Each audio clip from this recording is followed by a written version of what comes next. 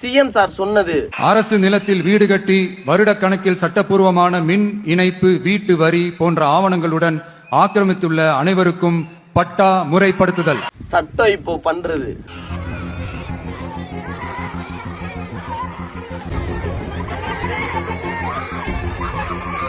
நாங்க வந்து கள்ளக்குறிச்சி மாவட்டம் சின்னசாலை வட்டம் திமாபுரம் கிராமம்.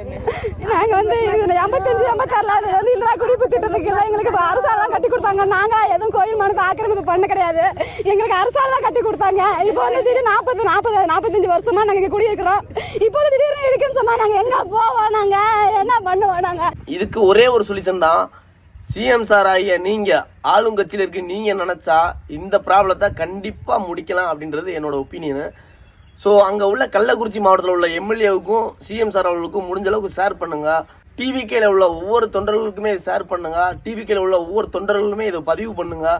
கள்ளக்குறிச்சியில தான் நடந்திருக்கு, நமக்கு என்ன அப்படின்னு யாருமே யோசிக்காதீங்க. அங்கே நடந்தது நாளைக்கு உங்களுக்கும் நடக்கலாம், எனக்கும் நடக்கலாம். ஸோ முடிஞ்ச அளவுக்கு எல்லா பேருக்குமே இந்த வீடியோ ஷேர் பண்ணுங்க.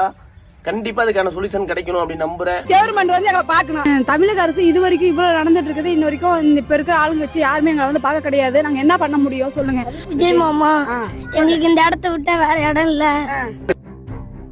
விட்டு நாங்க எங்க போக மாட்டோம். விஜய் அண்ணா எங்க அப்பா அம்மா சரி, நாங்க தான் உங்களை ஓட்டு போட சொன்னோம். வீட்டுக்கு 3 பிள்ளைங்க, 2 பிள்ளைங்க கேர்ள்ஸா இருக்காங்க. நாங்களும் எங்க போவோம்? கேர்ள்ஸ்க்கு இங்க பாதுகாப்பே கிடையாது. இவ்வளவு தூரம் நாங்க கத்துறதுக்கு கொஞ்சம் கூட அந்த சிஎம் காதுக்கு போகல.